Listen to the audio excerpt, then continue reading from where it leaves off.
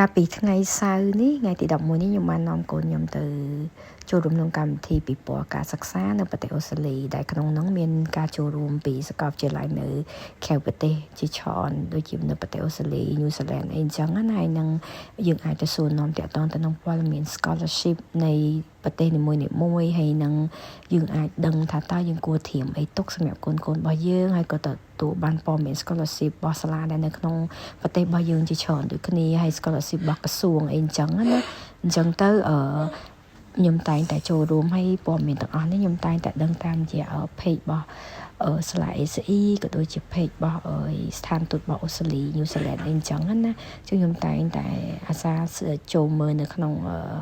page របស់គាត់ហើយសម្រាប់ថ្ងៃនេះដែរខ្ញុំក៏បានខាង ACE គាត់ក៏មានបើកឲ្យធ្វើតេស្ត free ហើយខ្ញុំក៏បានឲ្យកូនខ្ញុំធ្វើតេស្តដែរជាទូទៅខ្ញុំតែងតែឲ្យគាត់អាសាទៅធ្វើតេស្តឲ្យតែ ACE គេបើកក៏ខ្ញុំតែងតែឲ្យគាត់ធ្វើតេស្តហើយថ្ងៃនោះដែរយើងអាច register ដាក់ scholarship ដែរសាលាគេមាន scholarship 100% សម្រាប់សិស្សដែរអញ្ចឹងថ្ងៃនោះយើងទៅធ្វើតេស្តដើម្បីដឹងពីសមត្ថភាពកម្រិតថ្នាក់របស់យើងហើយយើងអាចដាក់ lucky draw scholarship ហ្នឹងគឺបានន័យថាគេចាប់ឆ្នោតនៅពេលដែលយើងប្រឡងរួចរាល់ហើយគេចាប់យកបើសិនជាចំឈ្មោះយើងអាចមាន scholarship 100% សម្រាប់រៀននៅសាលា ACE អញ្ចឹងណាហើយនិយាយទៅខ្ញុំតែងតែយកពួកគាត់ទៅដោយសារតែ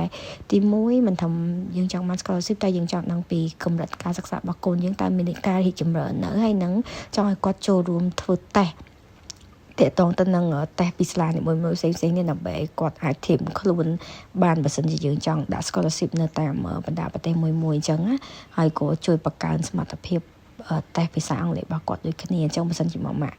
ចង់ធ្វើតេស្តអីអាចទៅបាននិយាយទៅយើងអាចទៅធ្វើទៅតាមសាខារបស់សាលា ACE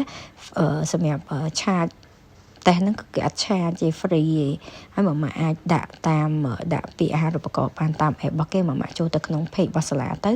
ម៉ាក់អាចចូលរួមកម្មវិធីនឹងបានហើយយើងទៅធ្វើតេស្តទៅក្នុងមួយថ្ងៃនោះដូចជាគេអត់គិតថ្លៃ